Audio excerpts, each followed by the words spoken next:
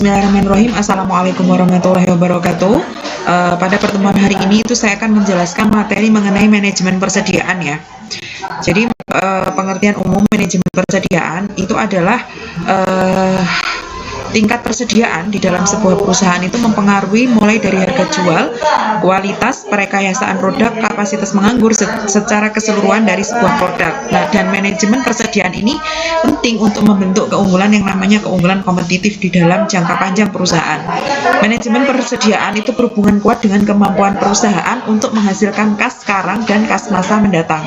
Terdapat dua macam biaya yang berhubungan dengan persediaan. Yang pertama adalah biaya pemesanan, biaya untuk memesan atau menerima pesanan, misalnya biaya pemrosesan suatu pesanan bahan, biaya asuransi, pengiriman, dan lain sebagainya. Kemudian biaya penyimpanan adalah biaya yang timbul karena menyimpan persediaan. Contohnya adalah asuransi untuk barang yang disimpan, biaya yang timbul karena barang itu ketinggalan zaman.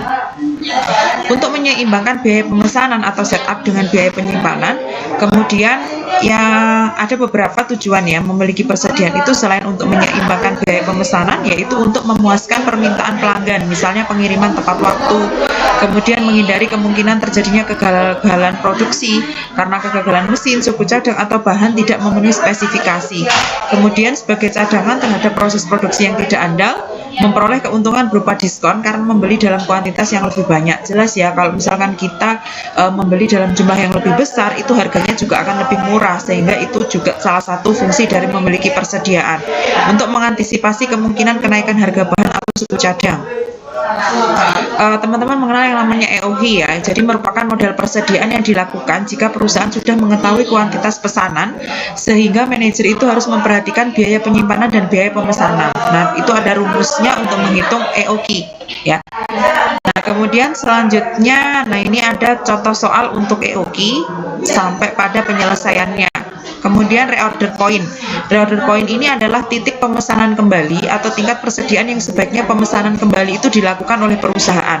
Reorder point itu dipengaruhi oleh tingkat persediaan minimal atau EOQ dan waktu tunggu atau lead time. Nah, waktu tunggu itu adalah jangka waktu yang diperlukan untuk menunggu datangnya EOQ sejak pemesanan dilakukan. Nah, reorder point ini ada rumusnya persediaan minimal ditambah tingkat penggunaan bahan rata-rata per hari kali waktu tunggu dalam hari. Ada just in time, pendekatan manufaktur yang memproduksi barang berdasarkan permintaan yang sesungguhnya ada, bukan berproduksi dengan jadwal tetap berdasarkan pada proyeksi permintaan. Salah satu akibat dari just in time itu adalah pengurangan persediaan pada tingkat yang sangat rendah. Kemudian ada constraint. Setiap perusahaan pasti menghadapi masalah untuk batasan sumber ekonomi ya. Jadi constraint ini lebih ke batasan yang dimiliki dan permintaan pasar setiap produk yang dihasilkan. Teori kendala mengakui bahwa setiap organisasi dibatasi oleh batasan-batasan itu, mulai dari laba, kemudian persediaan, kemudian biaya operasional. Yang terakhir, tahap-tahap untuk teori constraint itu mengidentifikasi batasan-batasan organisasi, mengeksploitasi batasan-batasan yang mengikat, mengesampingkan hal lain untuk keputusan yang dibuat dalam tahap kedua, mengurangi batasan yang mengikat, dan mengulang proses.